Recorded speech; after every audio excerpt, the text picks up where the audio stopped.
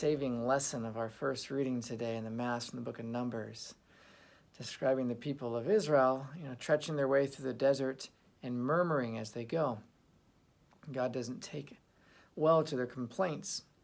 But at the same time, God is also not into the suck-up who cries, "Peace, peace," when there is no peace. So we need an honesty. We need to be able to honestly express ourselves, which is completely fine. That's what you see all through the Psalms. You can express your frustration. You can express how difficult things are. You can let that out. You don't have to bottle it in or be fake or put on a fake cheerfulness. But complaining is different. Complaining is not just expressing what's happened to you, it's gripping your hands around it and squeezing and clenching on that thing and making of it an enemy and spewing your venom all over it. That's the difference with complaining. So it's not just grunting. All of us are bound to grunt, right, in this life. If you're not grunting, you're probably either faking it or you're just temporarily lucky. But eventually the grunts are going to come. But to be complaining, it means essentially we're not seeing things rightly. We're not seeing things fully.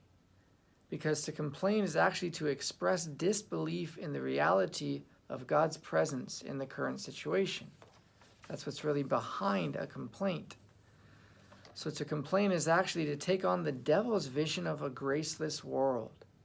It's to assert frustration with the world as it is, asserting this belief that's as it always will be. So to complain is really an assault on the belief in redemption.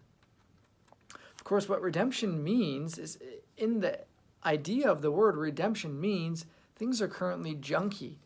Things are currently brutal.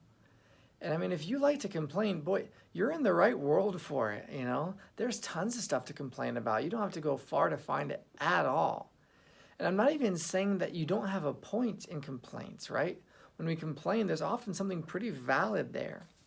But what redemption is expressing is that things are currently messed up and they will not always be that way. They're not always going to remain awful.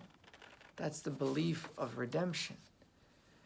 And so think of that line in the Gospels when Jesus says, if you love your friends, there's nothing special about that. Even the pagans do that. So the Christian has to be different than the pagan.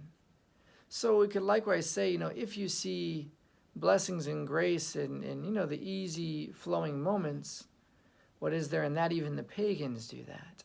The Christian vision has to be able to penetrate deeper and to recognize and understand the level of activity that God is taking on beneath the surface, unseeable to the non-contemplative eye.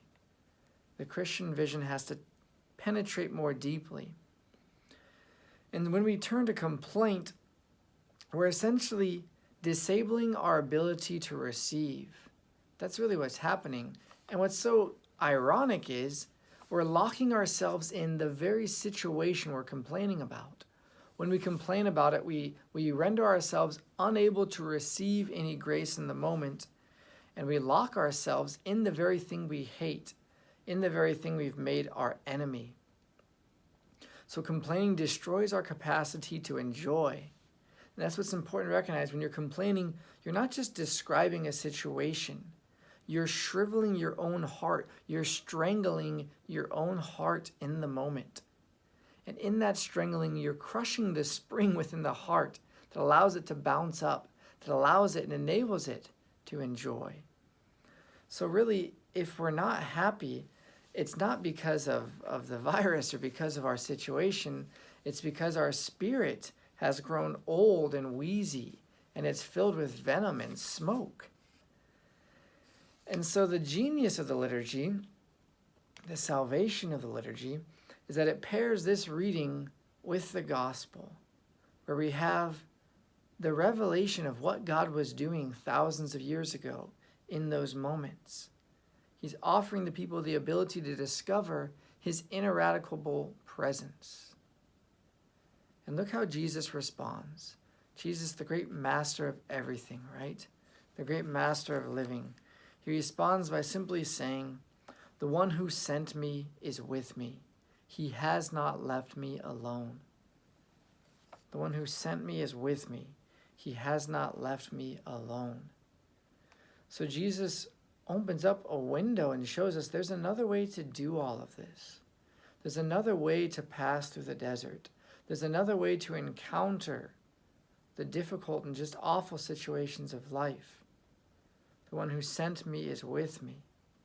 And we can ask Jesus to share with us his space before the Father. And by sharing with us the presence of the Father, he saves us from our shriveled up misery.